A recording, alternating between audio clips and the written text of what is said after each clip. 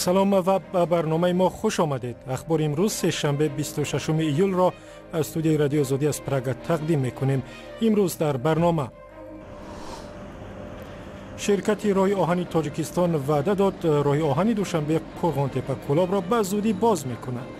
و 24 август ما باید که راه رو سپاریم ساختمان راه. رئیس جمهوری ترکیه میگوید ممکن است آشوبگران ناکام دیگر بار سلاح به دست بگیرند. تبادلات نو امکان دارد، ولی اکنون این کار آسان نخواهد بود، زیرا ما در گرد و اطراف در حال آماده باش هستیم. نظامیان افغان امیدوارند با تحکیم امنیت در مناطق مرزی تجارت بین افغانستان و تاجیکستان زیاد می شود. توسط همون سربازا و سرچای ما دشمن ها رانده شده، عالم کمک امنیت خوب شده. تفصیل خبرها. وزارت امور داخلی تاجیکستان گفت تحقیق قضیه ربودن دخترک 7 ساله در دوشنبه را ادامه می دهد. در وزارت روز 26 ایول به رادیو آزادی گفتند مطلوبه احمد و ساکن دوشنبه که به کودک ربایی متهم می شود ظاهراً با مادر آن دختر خصومت داشته است.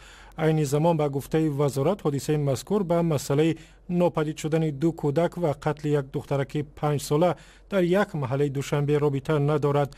از این پیشتر گزارش شد که وزارت امور داخلی گروه 3 نفری را دستگیر کرده است که گویا مدت 3 سال اخیر به کودک ربایی مشغول بودند. مقامات انتظامی روز 20 ایول یک دخترک 7 ساله را که از محله صدبرگ ناپدید شد پیدا کردند و گفتند که با اتهام ربودن این کودک 3 نفر از جمله مطلوبه احمد را دستگیر کردند.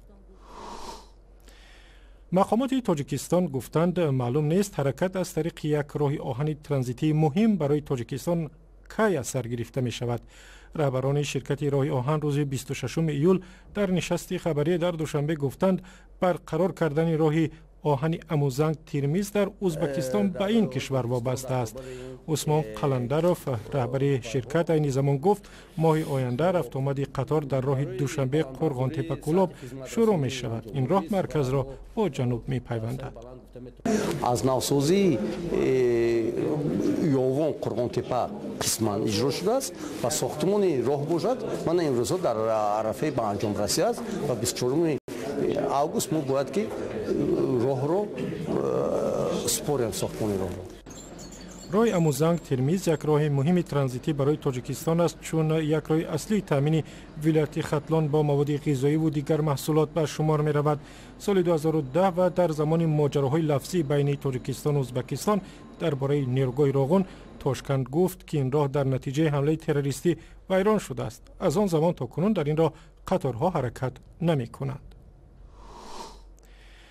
در ختلان ولایت تقریباً 2.5 میلیون نفری تاجیکستان که اکثریت بیکارانش زنان هستند برنامه نوی برای تأسیس جایهای کاری عملی می شود. در شهر قرغانتپه مرکزی را باز کردند تا زنهای از بیکاری خسته شده هنر آموزند و جای کار یابند. خبرنگار رادیو آزادی به این مرکز رفت. قدم‌های اولین برای یاد گرفتن هنری نو و خلاص شدن از بیکاری. در این کارگاه گروهی از زنان بیشغل از ولایت ختلان آدرس بافی می‌آموزند. متای دست بافت از ابریشم تازه که خریدارش زیاد می شود. عین زمان اینجا 15 نفر آدرس بافی می‌آموزند و برای کار در کارخانه‌های بافندگی آماده می‌شوند. خواستم که در همین جا اومده کار کنم و من همین ولی خود رو دوام دهم. باز رفته من در رایون وجه همیشه کارخانه ها شده دختر و زنهای خانشینه به کار آماده شده. مرکز آموزشی آدرس و اطلس بافی را در قرغانتپه سازمان‌های غیر حکومتی با کمک مؤسسه‌های بین‌المللی تأسیس دادند تا در کاهش بیکاری و کمبزاعتی سهم بگیرند. با فرمایشی اساسات صاحبکارزن‌های تاجیکستان از ولایت سوغد به شهر قرغانتپه آمدیم. دختران و زنان از کسب هنر آموختند، نازکی‌های کسب را از خود کردند و بسیار به همین هنری اطلس و آدرس بافی توجه دارند. بانوانی که اینجا هنر می‌آموزند از شمار صدها هزار زن در ختلان هستند که جای کاری دائمی ندارند. баъзе хонашин ва дастнигари шавҳару фарзандони муҳоҷиранд, ҳарчанд аз бекорӣ безор шуданду муштоқи коранд. мақомоти хатлон мегӯянд беш аз 50% онҳое ки барои кор муроҷиат мекунанд занони бекор ва мисли ҳамин бонвони адрасбоф ҳастанд. маҳз бо назардошти бекориву камбизоатии зиёд дар байни занони хатлонӣ созмонҳои ғайриҳукуматӣ ба ин ҷо рӯ овардаанд. дар оянда даҳо бонуи дигар ин ҷо барои ҳунаромӯзӣ меоянд ва мумкин аст ба онҳо барои таъсиси коргоҳи хусусӣ ҳам кӯмак шавад. ҳоло умеди занони адрасбоф ҳамин аст ки ҳунари нав ёд бигиранду соҳиби ҷойи кору зиндагии беҳтар шаванд. орзуе ки иҷрояш мисли адрасбофӣ душвору заҳматталаб аст.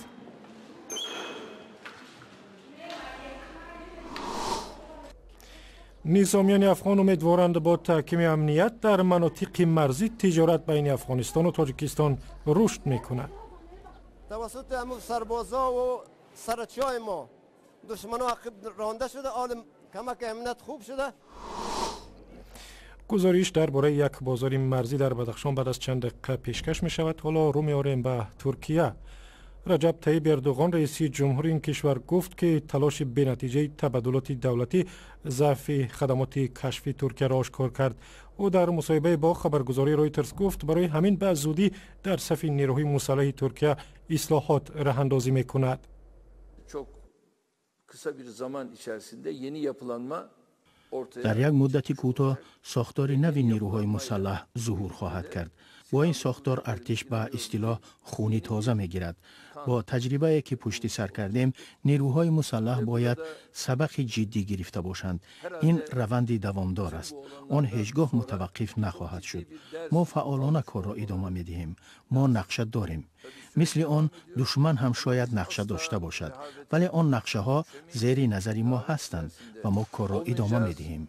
Bizim nasıl planlarımız varsa رئیس جمهوری ترکیه در این مصاحبه در روز 21 ایول گفت نشست شورای عالی نظامی ترکیه نه ماه اوگوست بلکه همین هفته دایر می شود تا اصلاحات نیروهای مسلح را طرح ریزی کنند. رجب طیب اردوغان می گوید تلاش دیگر باره برای تبادلات را از احتمال دور نمی داند. olabilir. Ama öyle çok kolay. تبادلات نو امکان دارد، ولی اکنون این کار آسان نخواهد بود، زیرا ما در گرد و اطراف در حال آماده باش هستیم. در گذشته شرح دادن بعضی حادثه ها برایمان دشوار بود، اما حاضر سناریو دیگر است. Olay çok daha farklı. رئیس جمهوری ترکیه هر گونه معامله با فتح الله گولن روحانی تبعیدی ترک را که در امریکا است رد کرد. او به خبرنگاری رویترز گفت معامله با فتح الله گولن مثل معامله با سازمان‌های جدایی طلبی کرد خواهد بود که 30 سال است با حکومت ترکیه می‌جنگند. Çünkü bunlar özellikle bu ülkenin آن مردم در اداره های دولتی نفوذ پیدا کرده بر ضد دولت و کشور آشوب برداشتند.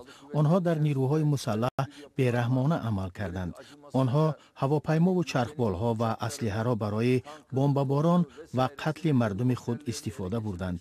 این عملی غیر انسانی و غیر اخلاقی است. bombalar yağdırır mı ya? حکومت ترکیه فتح الله گولن را بر اندازی تلاش برای تبادلات دولتی متهم کرده است و از امریکا می‌خواهد گولن را به انقره استرداد کند، اما خود گولن این ادعا را رد می‌کند. در نتیجه تلاش تبادلات در ترکیه در روز 14 ایول 246 نفر کشته شدند و بیشتر از 2000 کسی دیگر جراحت برداشتند. حکومت تاجیکستان میگوید قرار است در آینده در مرز با افغانستان چند بازار نزدی مرزی باز کنند تا تجارت بین مردمان دو کشور بیشتر شود. عین زمان در مرز 1300 کیلومتری تاجیکستان و افغانستان به خصوص در ولایت بدخشان 3 بازار وجود دارد که فروشندگانش افغان ها هستند، مشتریان از تاجیکستان.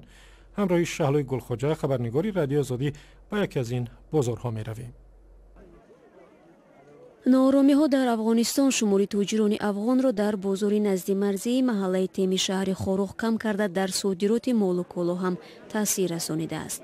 چند سال است در موضع‌های مرزی گروه تندرو طالبان عملیات انجام می‌دهند. با سبب‌های امنیتی مرزبانان دو دولت گذرگاه‌های سرحدی را می‌بندند. شیخ افسر عالی رتبه مرز شغلان افغانستان به ما گفت با تلاش سربازان و نیروهای امنیتی افغانستان گروه طالبان فعلا به کوههای ورد و جراخ که هم مرز با بدخشان و تاجیکستانند عقب نشینی کردند. توسط همون سربازا و سرچای ما دشمن ها رانده شده، حال کمک امنیت خوب شده. در بدخشان 3 بازار مرزی فعال است در اشکوشیم، تیم و روزوای.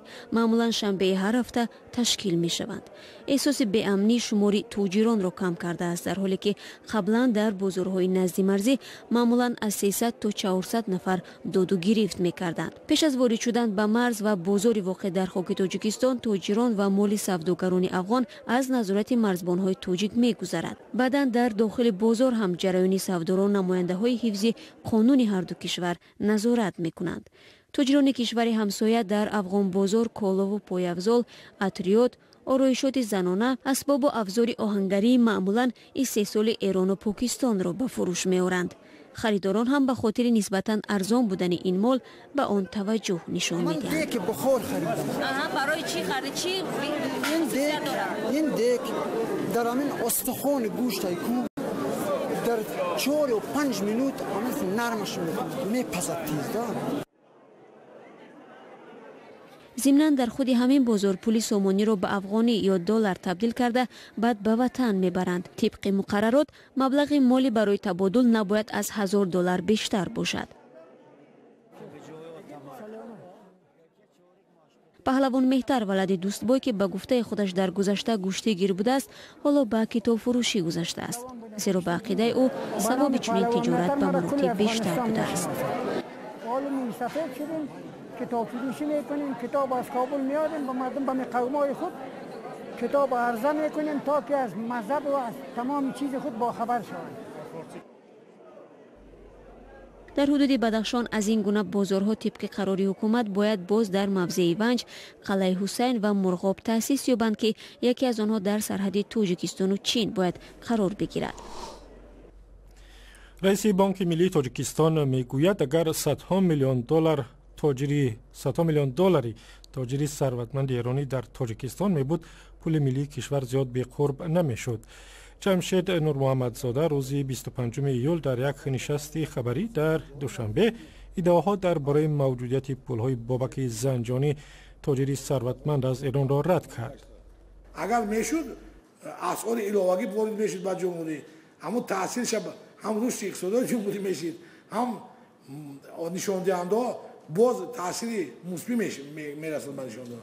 من فکر میکنم اگر اساس لوکیش باشد، یک رهبر والا مقام خیلی گفته باشد که ما مبلغمون زیاد در تاجیکستان است، من یکم اخبارات عمیق دقیق ندارم و این مبلغ در گردش بودن اون ما تصدیق کردن نمیتونیم. به ادعای مقامات ایران، بابک زنجانی که حالا با اتهام تقلب مالی در بازداشت است، در گذشته از طریق بانک‌های تاجیکستان $2.5 میلیارد انتقال داده است. بابک زنجانی در گذشته در چندین طرح از جمله بازسازی هفته وگذاری دوشنبه میلیون‌ها دلار سرمایه گذاشته است.